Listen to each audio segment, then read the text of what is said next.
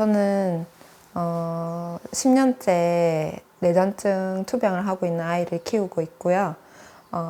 그 아이뿐 아니라 두 아이가 더 있는 3남매 엄마고요.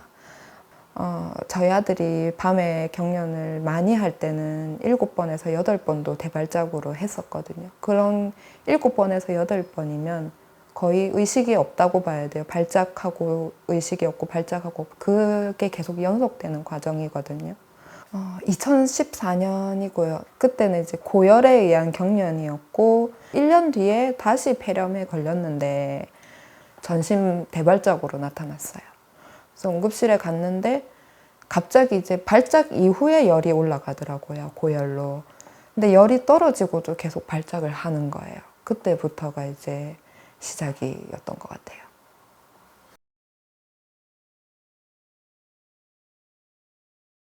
저는 이제 완치를 한번 받고 나서 다시 재발을 했을 때 사실 많이 상실감이 굉장히 컸죠.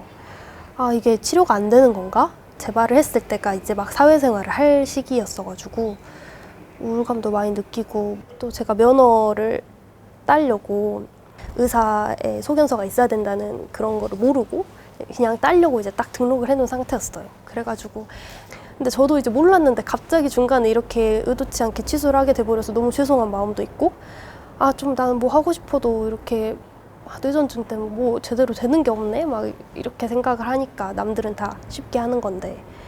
그래서 그걸 하다가 또 전화를 하다가 막 오열을 한 거예요, 제가. 저도 몰랐다, 죄송하다.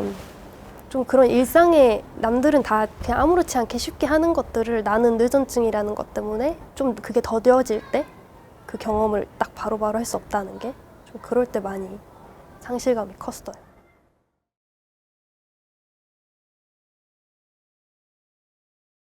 아이가 이제 원래가 좀 성향 자체가 조금 느리거나 좀 둔한 편이 있었는데 이제 뇌전증으로 인해서 말기 못 알아먹는다. 좀 이런 부분도 많이 크기도 크고 24시간 귀가 열려 있는 것 같아요. 아이랑 같이 있을 때는 이제 조금만 소리가 나도 쓰러졌을까봐, 멍 때리고 있을까봐 엄청 이제 많이 주시를 하는 편이고, 최근에는 이제 CCTV를 하나 해놨거든요. 동영상을 또 촬영해야지, 아이도 케어를 해야지 하니까 아이가 이제 규칙적으로는 그래도 발작 증상이 있으니까 평상시에는 꺼두고, 네, 그쯤 되면 이제 켜두는 편이에요.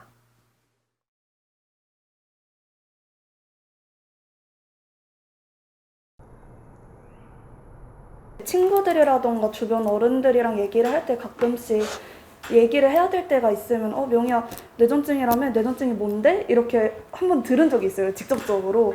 뇌전증이란 건 말이지, 옛날에는 간질이라고 불렸는데 머리에 전기 신호가 딱 얘기를 하다가 머리가 급발진을 해서 전파가 이상하게 흘러가고 그게 몸까지 이어지는 거를 생각하면 된다 라고 얘기를 하고, 이제 그것마저도 좀 어려워한다 싶으면 그냥 난 머리가 나빠 이러고 말았던 것 같아요. 숨기고 모른 척 하는 게 도와주는 건지, 아니면 이제 하여튼 이제 원하는 뭔가가 있을 텐데 그거를 예를 들면 그 제3자? 이제 당사자가 아닌 사람 입장에서 뭔가 도와주는 것들이 한편으로는 또 상처를 주는 경우도 있을 것 같아서, 중요한 건 약간 당사자 입장을 좀 알고 어떻게 도와줘야 될지를 찾는 게 중요하지 않을까. 발작 아니면 뭐 경련한 후에 저 드라마처럼 진짜 아무 일도 없었다는 듯이 해주는 게 뭔가 가장 좋은 것 같아요. 제 개인적인 생각엔 아까 얘기하셨던 것처럼 내가 원치 않아서 보여준 거니까 뭔가 괜찮냐라고 물은 것도 뭔가 그 상황에 대해서 내가 숨기고 싶었던 걸 다시 또 설명을 해야 되니까 힘들 것 같거든요.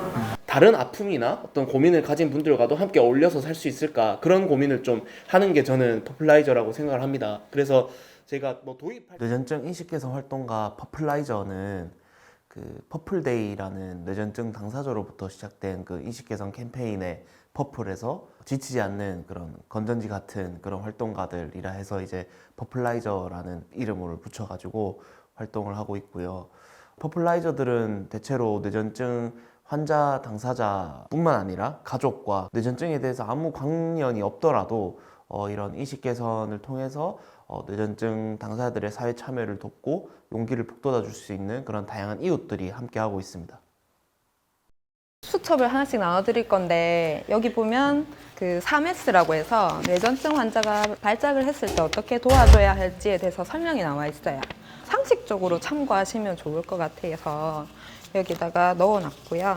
어떻게 생각하면 나하고 관계가 없는 문제라고 생각할 수도 있지만 뇌전증이라는 문제만 볼 게 아니라 우리가 살다 보면 정말 예기치 못한 일이 정말 많이 생기거든요. 그럴 때 내가 어떻게 대처하고 어떻게 살아가야 될지에 대해서 그 시선으로 제가 저희 아이와 함께 있었던 이야기를 사실은 책 2권을 썼거든요. 한 권은 이제 진단을 받고 투병을 시작하면서 제가 굉장히 힘들었던 이야기들. 2번째 책은 저희 아들이 케톤 식이요법을 시작했을 때 그때의 과정을 또 담은 이야기들이 있어요.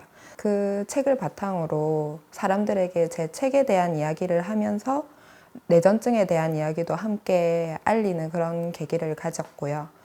같은 아픔을 갖고 있는 엄마들끼리 소통하면 그게 자조 모임이 되고 이 엄마들끼리 뭉쳐서 힘이 실리게 되면 아이들의 권익을 보호해준 데 좀 많은 도움이 될 거라고 생각해서 그 모임까지 진행을 했습니다.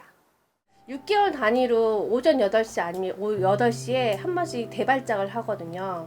그래서 이 증상을 찍어야 돼요.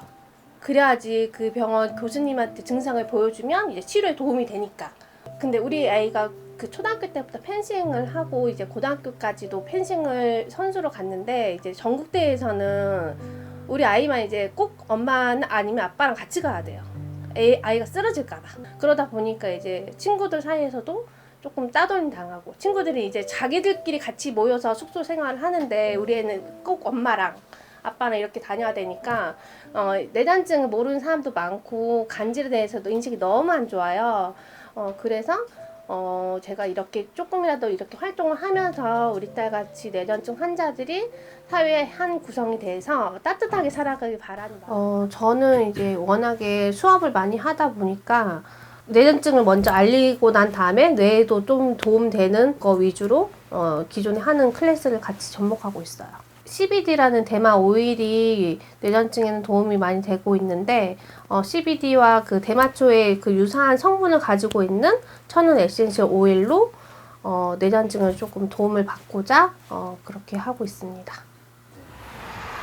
뇌전증과 저의 불안을 연결짓는 것에 있어서 그리고 이 뇌전증으로부터 영감을 얻는 것에 있어서 좀 아무래도 저의 주관적인 생각 위주로 해봤어요. 내가 어떻게 느꼈고 나는 이걸 어떻게 다룰 수 있고 앞으로 어떻게 생각하면 좋을지에 대한 생각을 저 혼자 했었는데 오늘 이렇게 여러분들과 만나게 되어서 각자 어떻게 느끼신 점이 있고 또 저와 느끼신 점이 어떻게 다른지 또 어떤 것이 같은지 이렇게 얘기를 나눠보는 게 약간 타인과의 교류와 관계에 있어서 겁을 많이 먹었었던 것 같아요. 아무래도 이게 언제 어디서 발작이 일어날지 모르는 상황이다 보니까 혹여나 나와 그렇게 친밀한 관계가 아닌 사람 앞에서 발작이 일어났을 때 내가 차별받진 않을까, 내가 외면받고 버림받진 않을까라는 두려움도 있었고 이 병을 가지고 있다는 것 자체가 너무 부끄러운 일이라고 한동안 생각을 했었어서 좀 심리적으로도 많이 위축이 되었었던 것 같아요. 제가 불안을 완전히 극복하고 이겨냈다라고 말하기는 조금 어려워요. 저도 아직 계속 과정을 밟고 있기 때문에 그래도 이 뇌전증이라는 내가 가지고 있는 병을 정면으로 마주보고 나의 일부로 받아들임으로써 그 영감을 작업에 표현하기도 하고 많은 관객분들에게 이야기를 전달하기도 하는 등 이렇게 뇌전증을 조금 더 제 일부로서 가까이 하는 활동을 하면서 좀 그래도 뇌전증 자체에 대한 공포심이나 두려움은 좀 많이 줄어든 것 같아요. 계속 단어를 내뱉고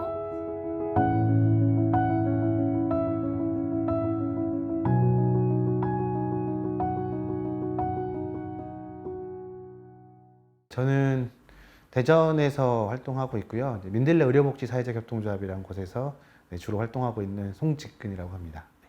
사실 이제 잘은 몰랐고요. 이제 어쨌든 뇌전증이 있는 분들은 이제 발작 증세를 일으키거나 이제 갑작스럽게 이제 발작을 일으키는 뭐 질환 정도로 알고 있었고, 직접 본 거는 횡단보도에서 한번 이제 발작을 일으켜서 쓰러지신 분을 본 적이 있었고, 처음은 좀 약간 당황했었고요. 이제 두 번째는 이제 막연하게 도와야 되겠다는 생각은 드는데 어떻게 도와야 될지 몰라서 그냥 옆에서 약간 발 동동거렸던, 뭐 아니면 119에 신고해야 되나라고 했는데, 당시에는 이게 이런 상황이 또 오면 어떻게 내가 할 수 있지 정도 이제 고민은 있었는데, 이번에 이제 과정을 하면서 좀 더 알게 되니까 저처럼 이제 그런 상황을 좀 당황스러워하거나 어떻게 해야 될지 모르겠는 사람이 좀 꽤 있겠다. 그래서 일단 가까운 분들이랑 이 내용을 좀 나누면 좋겠다는 생각이 들긴 했었어요. 네. 해외랑 비교를 한다고 하면 특별히 더 무관심한 것 같아요. 저 역시도 그랬지만 우리나라 사람들은 뇌전증에 대해서 모르고 관심이 없어서 안 좋다고 하니까 뉴스에서 그거 안 좋은 거겠지? 라는 식으로 생각을 하는 것 같아요.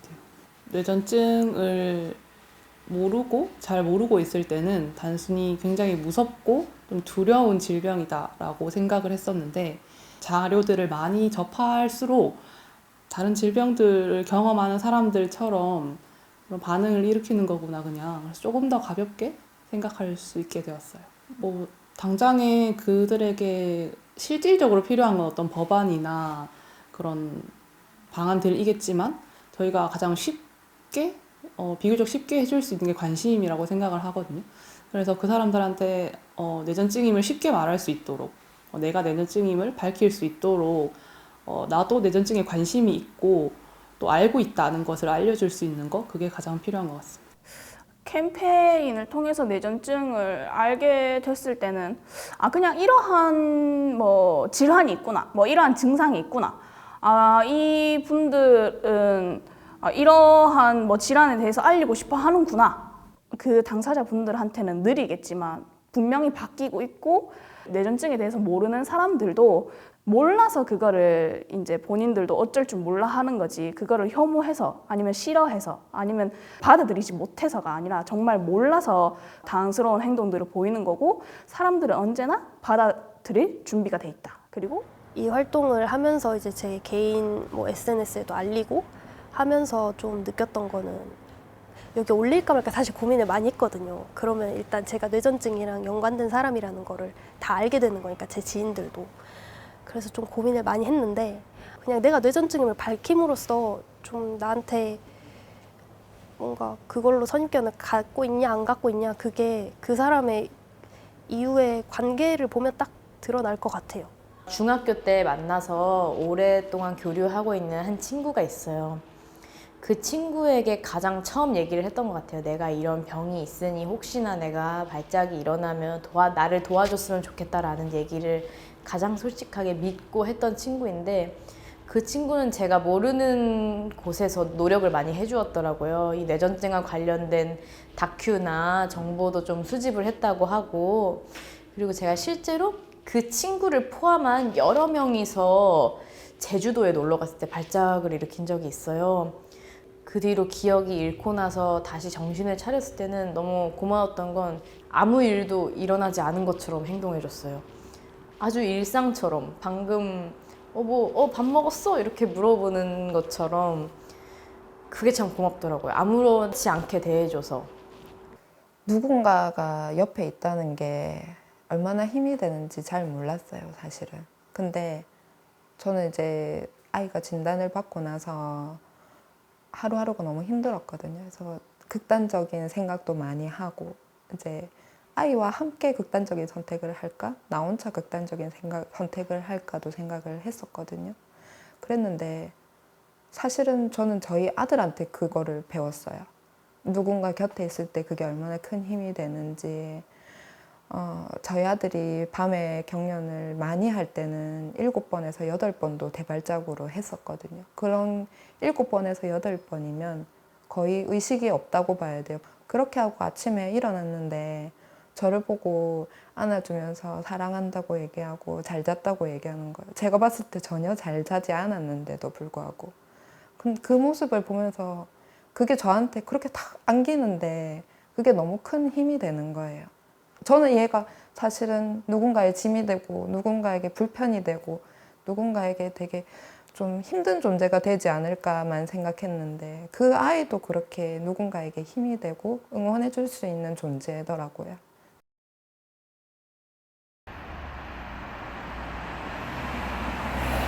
각 지역에서 활동하시는 것들을 많이 봤거든요. 뭐 대전부터 시작해서 여러 지역에서 활동하시는 모습을 많이 봤는데 나중에 꼭 이 포플라이저들이 많이 진짜 퍼져서 뇌전증에 대해서 바로 알고 그리고 그분들도 바르게 쓰고 좀 건강하게 모두 같이 손잡고 걸어갈 수 있는 그날이 왔으면 좋겠습니다.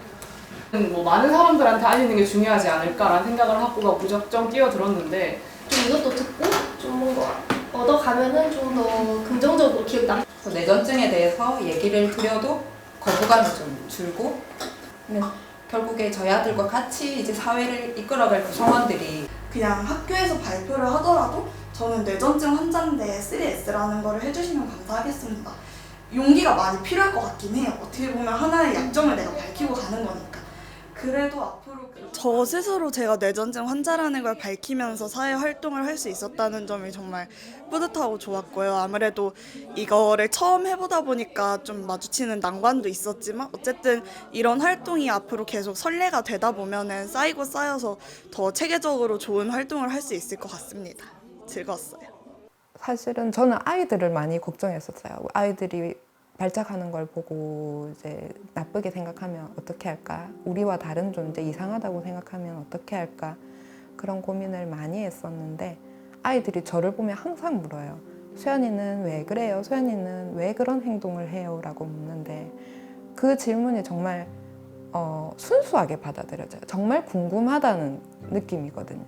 그래서 제가 드는 생각이 이때 아이들한테 어떻게 어른들이 설명해 주느냐에 따라서 이 아이들이 자라서 더불어 사는데 굉장히 큰 영향을 미치겠다는 생각을 했어요.